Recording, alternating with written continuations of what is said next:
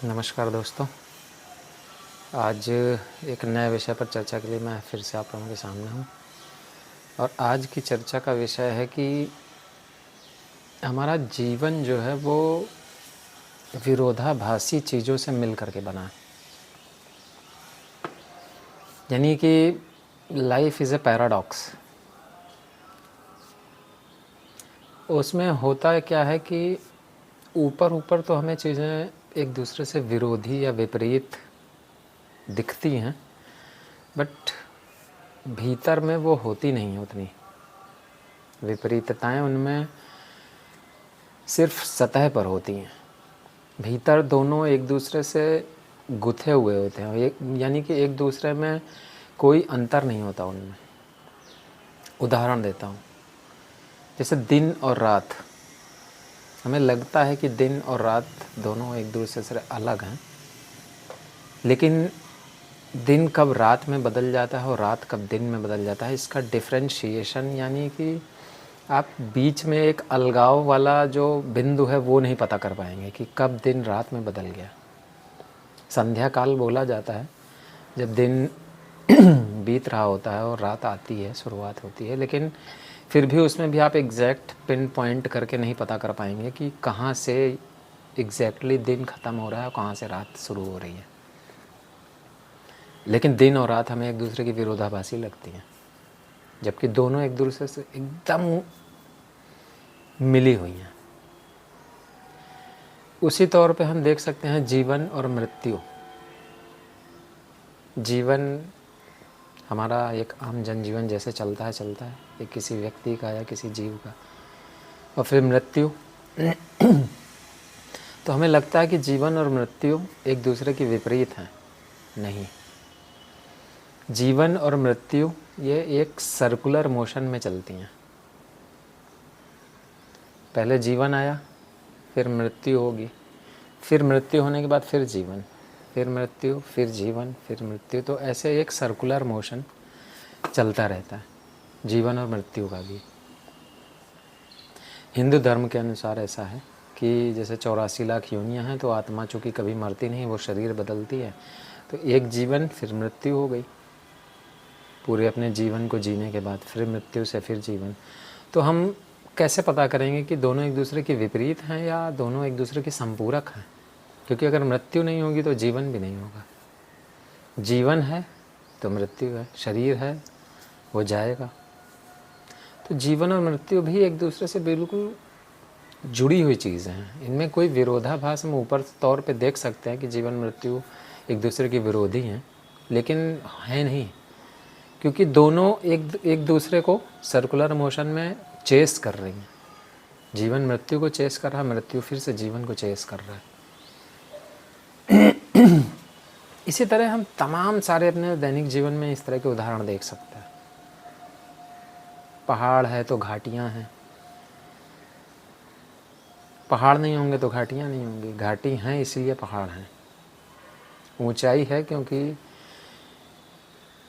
गिरना भी उसी ऊंचाई का हिस्सा है। जीवन में सुख है तो दुख भी है, सुख और दुख भी सर्कुलर मोशन में है। एक बार सुख आएगा तो फिर नीचे दुख आ ही रहा होगा पीछे से। दुख आया है तो इसका मतलब दुख भी परमानेंट नहीं है, वो दुख भी एक दिन चला जाएगा और सुख फिर से उसका स्थान ले लेगा। तो सुख और दुख भी सर्कुलर मोशन में ही मूव चलते हैं, जैसे कि जीवन और मृत्यु। सूरज है तो चांद है, सूरज गर्म रोशनी देता है, गर्मी देता है, चांद शीतलता देखता है। तो हमें लगता है कि सूरज और चांद की प्रकृति अलग अलग है, लेकिन सूरज की रोशनी से ही चांद हमें दिखता है। चांद की जो शीतलता है वो एक्चुअल में सूरज की ही रोशनी का परावर्तन है, वो उसको रिफ्लेक्ट करता है बस।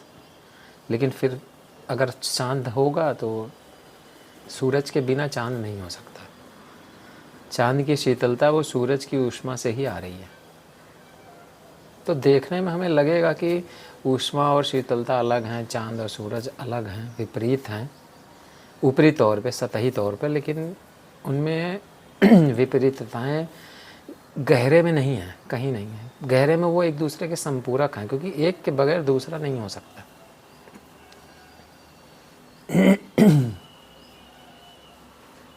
जीवन तमाम इन्हीं विरोधाभासी चीज़ों से मिल करके बना है। हमें अपने जीवन में हर बार इन चीज़ों को महत्व देना है, इन चीज़ों को गहराई में जाकर देखना है, तभी चीज़ें समझ में आएंगी। परिश्रम है, सफरिंग्स है, कष्ट है, पीड़ा है, इसीलिए आनंद की अनुभूति भी है। प्रेम है क्योंकि घृणा समाज में मौजूद है।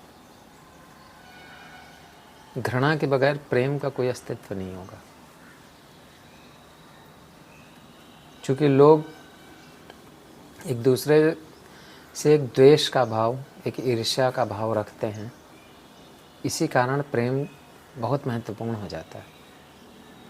सारी शिक्षाएं जो हैं वो इसी द्वैत को उजागर करती हैं कि आप देख तो लीजिए कि द्वैत है, चीज़ें एक दूसरे के विपरीत दिखती हैं, लेकिन एक्चुअल में गहराई में दोनों एक दूसरे के विपरीत नहीं हैं।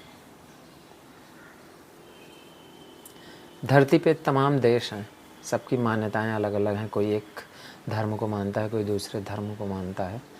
तो धर्म भी या संप्रदाय भी ऊपर ऊपर तो अलग हो सकते हैं, लेकिन भीतर तो सभी मनुष्य ही हैं। सभी लोग मनुष्यता एक ही धर्म का पालन करते हैं, प्रेम भाव का, करुणा का, दया का। तो ऊपर ऊपर धर्मों में, चाहे वो कोई भी धर्म हो, एक दूसरे से विपरीत हमें दिखेंगे कि कोई दाढ़ी लंबी रखता है, कोई बाल छोटे रखता है, कोई एक तरह के वस्त्र पहनता है, कोई दूसरे तरह के वस्त्रों में दिखता है। लेकिन वो सारे अंतर, वो सारे जो अपोजिट दिखते हैं, वो सिर्फ सतह पर होते हैं। भीतर मनुष्य मनुष्य ही है। हर मनुष्य के भीतर जो दिल है, जो धड़क रहा है, वो कोई अलग नहीं है किसी से। देखिए, एक्सीडेंट के समय जब आप अस्पताल में एडमिट होते हैं, तो जब ब्लड चढ़ाया जाता है, कहीं ब्लड बैंक से ब्लड आ रहा, तो आपको नहीं पता होता वो ब्लड किसका है, वो किस धर्म वाले का है, किस जात वाले का है। लेकिन ब्लड तो ब्लड है, बस उसका एक साइंटिफिक जो वर्गीकरण है, उसी से वो डिसाइड हो जाता है कि ठीक है, किसी को बी पॉजिटिव चाहिए तो बी पॉजिटिव ब्लड आ जाएगा, वो किसी का भी हो सकता है। तो इस तरह से एक रूपता जो है ब्लड में, कहीं एक दूसरे में एक रूप विभेद नहीं है। बी पॉजिटिव ब्लड ग्रुप, चाहे वो हिंदू का हो, चाहे मुस्लिम का हो, चाहे क्रिश्चियन का हो, चाहे जैन, चाहे सिख का हो, बी पॉजिटिव है।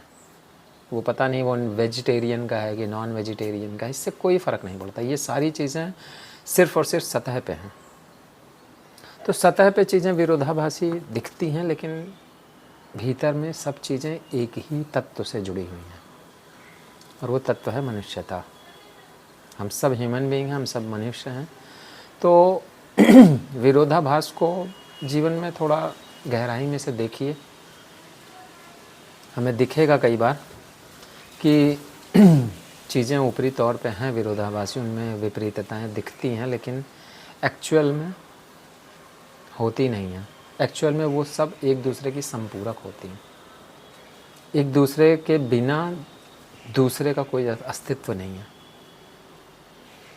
बताइएगा वीडियो आप लोगों को कैसा लगा। धन्यवाद।